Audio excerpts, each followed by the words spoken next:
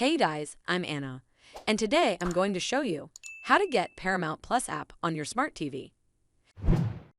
Maybe your TV is too old to download streaming apps, or it can't connect to the internet to download the app. Whatever the reason is, it can be really frustrating if you're not able to download the app. To install Paramount Plus app on your TV, you just have to have an HDMI port to plug into. Now for this process, you have to invest in a streaming device such as Amazon Fire Stick, Apple TV 4K, or Roku Stick to plug into your TV HDMI port. You would then use a Roku or Fire Stick as your main streaming player, which bypasses the operating system on your TV.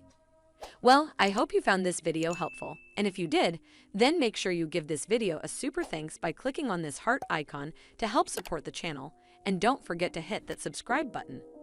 We'll see you in the next one.